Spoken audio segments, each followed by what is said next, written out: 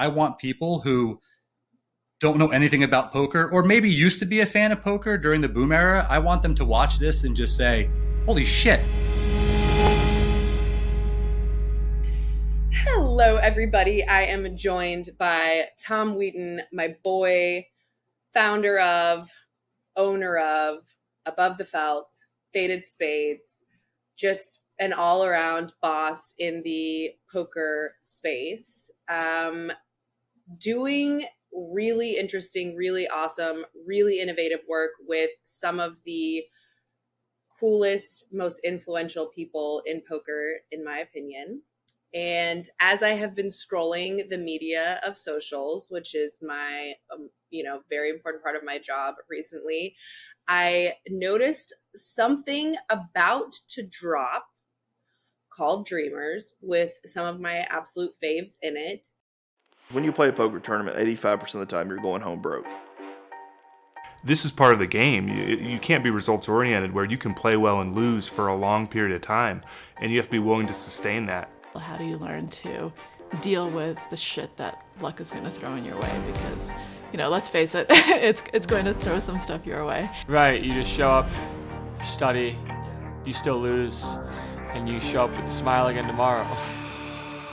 I just set out to play poker. I was like, I want to play poker, win at poker, make some friends.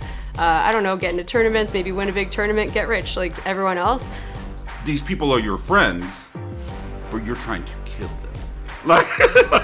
And then as soon as the game's over, you're all friends again. They allow you to kind of step back and say I truly fucking love this game. And it's just a lot of fun to sit down against 7 opponents, compete, and, try to come out on top.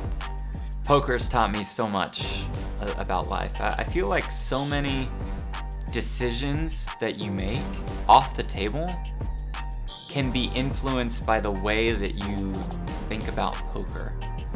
Poker was the first time where I was able to fail monetarily, feel really bad about it, and still think it's all right because you can learn from everything. I think it's becoming more a story of resilience. And I hope what this entire content project does is I hope it peels back the curtain of our industry a little bit, peels back the curtain of our community, and you get to see what the best and brightest in this poker industry are all about. Poker is all about chasing your dreams, taking your shot, and changing your life. You don't have to be an athlete. You don't have to be, in as good a shape as me. You can go out there and, be anybody and be successful. This is the first pot here at our final table. When you're faced with adversity, champions rise up.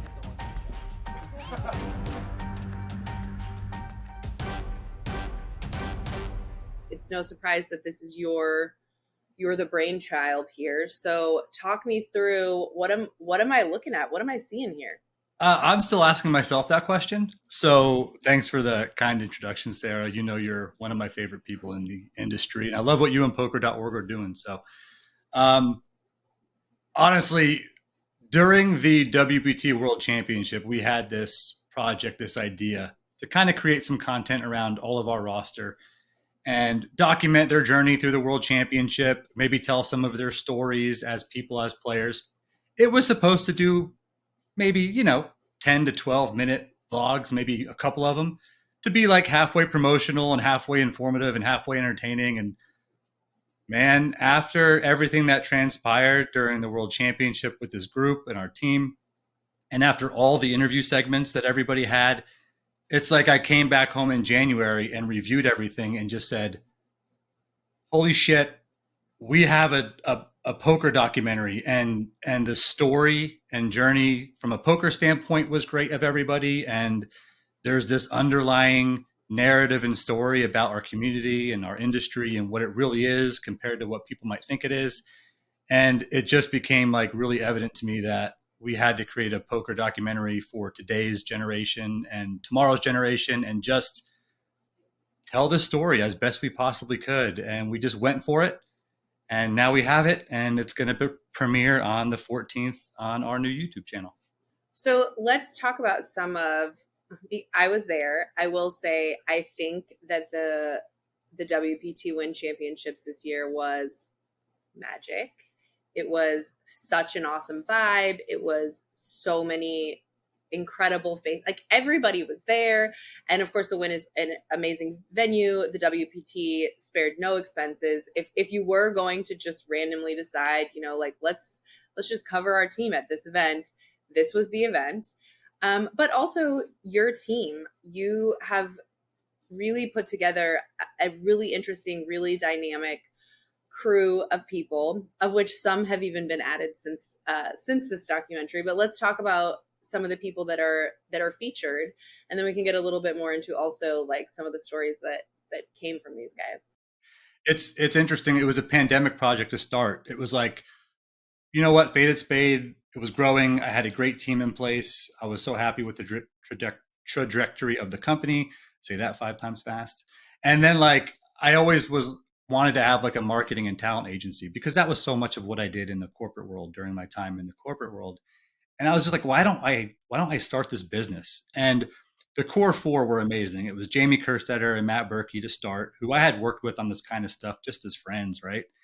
And then I called Darren Elias, one of the greatest tournament poker players of our generation, and we had got to know each other, and he was like, I'm in. And then Moneymaker was like, if you do this, I'm in, because I think you could create something special and I trust you. And I was like, okay, that was flattering. And now it's like, this is happening. So Above the Felt was kind of formed as a marketing and talent agency. And we just like started off like a rocket ship, working with different clients and providing value to them in the space and getting deals for the core 4. And Darren's brand ambassadorship with BetMGM stands out in my mind. And, you know, it led to consulting stuff for me. And then like it just continued to grow, and my love for it continued to grow, and the relationships of us as a team and individuals continued to grow. And then we decided to expand, and we brought on, you know, Landon, Ethan, Jamin, you know, fantastic content creators, a couple up and comers. You know, we brought on Maria Konnikova, best-selling author, right? We brought on Jeff Platt, and obviously Jamie was on, some of the best poker broadcasters in the world. And then obviously Samantha Abernathy, and then a number of people after that, right? And it's just one of those things where that core that was with us during the World Championship, it was time to tell their story a little bit. And I never dreamed that it would turn into something like this, but I'm proud of it. I don't care if it gets 30 viewers or 300 viewers or 30,000 viewers. Like, I'm just really proud of what we developed and the meaning behind it. And I can't wait for it to launch. And this might be something, you know, you may or may not want to speak openly about this. And, you know, that we can always edit things. We're not live, fortunately. But, you know, my impression from you when we spoke about this project before is that this wasn't something that this isn't like some profit driven, you're not trying to win an Academy Award or make a lot of money, but really that this is just about the love of the game and love of these people. Yeah, when I started Above the Felt and brought all these folks on, it was all about the connection we had, like personally and professionally. And it was like, I was driven by wanting to promote this new generation of poker players and influencers that the mass public didn't really know, like the boom era, right? And I was like, if I can figure out a way to do that and add value to them, eventually get more notoriety for them in our industry outside the space, plus cultivate relationships in this space, like it's good for everybody. It's good for everybody. It's good for our industry. And that's what drove it. Like, sure, there's an agency compensation model, but it's not much. Like, I'm not doing this to provide a living. I'm doing this because I love it and I'm passionate about it. And it's helping everybody involved. At some point, it was really important to me to figure out how to show the world, and I talk about this in the documentary, like to show the world who these people are and what our industry is all about. And I've been doing that like here and there, you know, through targeted marketing and business development and blah, blah, blah. But like this was a chance, after I saw all the content and watched all the interviews and the story unfolded at the championship, I'm like, oh shit, like this is the shot. This is the chance. This is the chance to like put something out there that people in the industry, I hope, can relate to and appreciate and understand and maybe even be entertained. But then also, like, even more importantly than that, like, I want people who don't know anything about poker or maybe used to be a fan of poker during the boom era. I want them to watch this and just say, I had no freaking idea that these people are what really make up the poker community. I had no idea there was so much talent. I want them to say I had no idea that the poker community was this versus the gambling industry.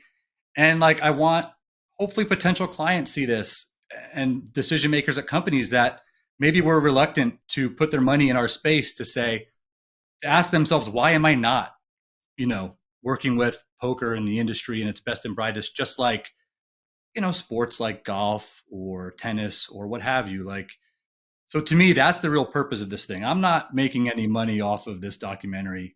None of the talent have made any money off this documentary. They wanted to do this for the vision and to see what happens with it. To me, if there's any financial gain from this in the future, cool. But that's just not what it's about. This is about creating something that I hope can showcase our industry in its best and brightest in a very unique way. Well, I have worked on several documentaries in my life. I started my career in film and television, definitely started in some documentaries. And one of the wild things about working in documentary film is that you really don't know what the story is, right? So you have an idea, you have a concept, maybe you have some interesting characters, but you really don't have a story until you just get out there and start doing it. And sometimes even then you really discover you never had a story to begin with.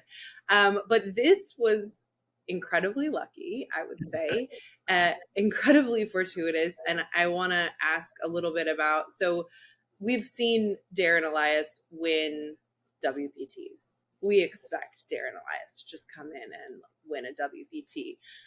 But right when I got to the WPT Win Championship, it was like Rampage was at a final table of a high roller. I was like, what is going on here? I didn't expect this. And I think that was probably an amazing beginning of the roller coaster that was this journey for you guys. It's insane. I wish I knew that before we started this thing, because I don't know anything about creating documentaries either. And all of a sudden there's 3 or 4 of us that do now. And, like I said, we were just going to create a couple vlogs and showcase the roster and see what the journey is. But all these things started happening. So the story arc and segments of this whole thing, it's like you've got character development where you get to know the players. And then like you dive into the World Championship, and there was a whole journey in the World Championship for everybody. It became a story of resilience, early success, and then failure, and how everybody kind of deals with it. Then there was this other arc where it was like, oh, hey, Jamie Kerstetter, one of the industry's best women in poker advocates, she's making a run in the ladies championship and she final tables it. Like, what? Also, just sidebar, because I didn't actually stay through the culmination of the ladies event, but the way that the WP did it, they had, right, I saw all these pictures. There was this crazy stage, and they staged the ladies event final table in the same way that they would any of these other like ridiculous, gigantic tournaments. And I can imagine that also changed the whole vibe and feel of that experience, and certainly what it will play out in the documentary. Totally. And World Poker Tour has been fantastic. I let them know we were doing this. Obviously they gave us permission to do some kind of filming, during it. And then when I let them know, like, here's what I think we have for just our brand, it has nothing to do with the World Poker Tour. Like, World Poker Tour wasn't involved in the production or post-production or anything, but they were very gracious where they said, hey, like, if you need to, utilize any of the B-roll from the live streams or clips from the live streams to support the B-roll and the footage you have, like, you have our permission. And I was like, holy shit, that's a huge deal, right? Like, that's a huge deal. And that, to me, that's like, you know what? They had no skin in the game, but obviously the backdrop is that entire festival. But for them to say, hey, Tom, if you need additional footage, you have permission to use it. That's a big deal.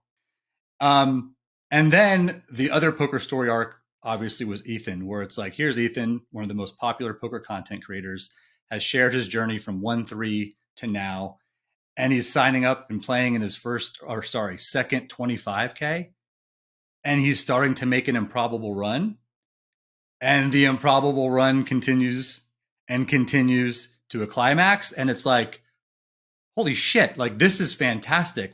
I thought this whole thing was like dead after the world championship. Like, we've got a cool piece about resilience and blah, blah, blah, and showcase some people. But then, man, it just took off, and we're very fortunate, like you said, that happened. But what I love about this is the underlying story. Through all the interviewers with the players, you get to know what makes them tick. You get to see how special they really are. You get to see how competitive this industry really is. And it's like when you can combine the really cool poker content with an underlying narrative for our community, that's when I was like, I don't care what we do. Like, I have to invest in this. We have to make this, and we have to just see what happens. And over the last 2.5 months, it's come together. So just from a logistics standpoint, actually, this is something I was wondering about. So the trailer was released last week, I think, or maybe the week before. And, you get these, a few little nuggets, a few little gems from all of the poker players are sort of woven into this trailer. And my immediate thought, of course, as someone in production, was who was doing these interviews? Like, who was the support team? Who else was involved? What did it take to put this all together? I'm very thankful for 2 people, actually 3 people. I'm very thankful for Carl Angelo, who is actually Ethan's content right-hand guy. And I hired him to help me with pre-production and to do the cinematography. Now, when we shot cinematography, we weren't shooting for a documentary. Like I said, we were shooting for some vlog style thing, right? And then when I got back in January, I was like, oh, wow, this is what it is. And I contacted Alec Rome. Alec, who I have worked with for a couple of years now at both my companies. He's a great young man. His passion is multimedia and post-production. And we had one conversation, and we were so aligned creatively and strategically that I knew he was going to be the person to work with me on this right away. And he's done a tremendous job. And then I brought my wife in on it, Devin, who has her own graphic design business and does her thing, but she helped support this entire thing from a creative standpoint. So though that group of 4 people, from a behind the scenes perspective, like, we've just done it. I've figured out how to be a producer and a director. Not sure if I'm any good, but we'll see. Like, everyone else is kind of doing this for the first time.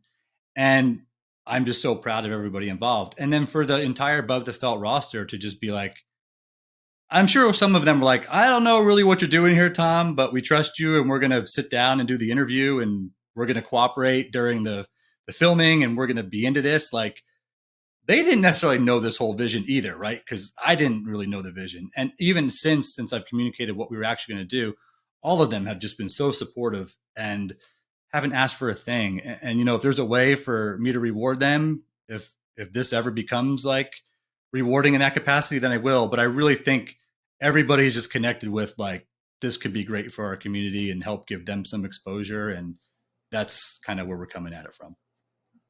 I was literally just in a meeting yesterday, maybe Friday, but where I was like, this kid, Alec Rome, you guys, and he reached out to me probably 5 years ago when he was running the college poker club or whatever. And he was like, hey, we're going to do this stream. Does Poker News want to do something with it? And after one conversation with this kid, I was like, I need you. I want you. When you graduate college, can I please have you? Like, it doesn't surprise me, Tom. You fully see the people, and wow, like, hearing that he was a part of this, I'm like, yeah, it makes all the I hired him. I May 1st, he starts full time. So I hired him between both companies as a multimedia producer. He's going to work on Above the Felt stuff, Faded Spade stuff, and he's going to crush it. And that's his first shot for a job out of college, but like, he's earned it. Like, he had to deal with me during this whole process. And I am normally not a micromanager, but I was pretty damn micro on this. I was pretty specific on stuff, and he dealt with it, and he offered input, and he pushed back when he needed to. And I'm like, wow, for a young man just out of college, he has maturity well beyond his years. And I'm proud of what we've done together, big time. He, by the way, too, anything he doesn't know, he will figure out. And that is the single most important quality I think you could ever find in someone you are going to hire. So sick hire. Good job. And actually, you know, I thought also, and maybe this is Devin, the poster that you guys made and some of the things that you've been putting out on social are fucking fantastic. It looks like legit movie poster. Yeah. Like that's how we approach this whole thing. Like if we're going to do it, we're going to do it right. And Devin just,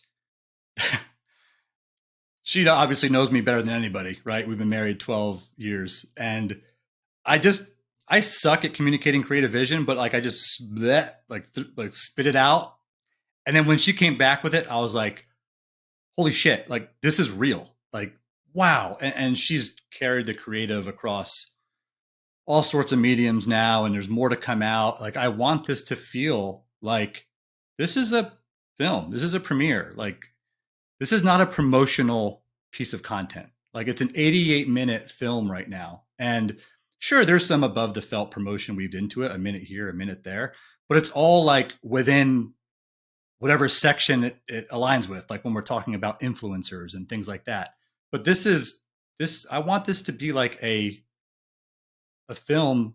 It's so weird to call it a film. I want this to be a documentary that, you know, in 3 months, and this is happening, in 3-4 months, people are going to be able to pull it up on Amazon Prime and watch it on Prime Video. They're going to be able to watch it on Apple, on Google Play. Obviously, will always be on YouTube. But that's what we said to ourselves. We're like, if we're doing this, we're going to do it right. And we're going to do it to the best of our ability. And I'm sure we'll look at it and wish we did a whole bunch of stuff different afterwards. But like right now, I'm just super proud of it. I just can't stop saying that because I never set out to create a documentary.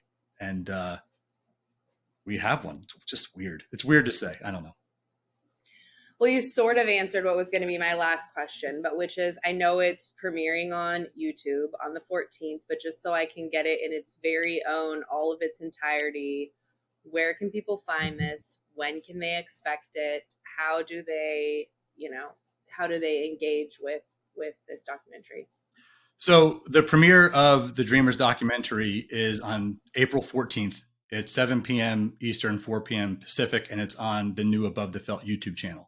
Right now, you'll see the trailer there. There's other clips that will be going up, and then the YouTube premiere page will go up in a few days.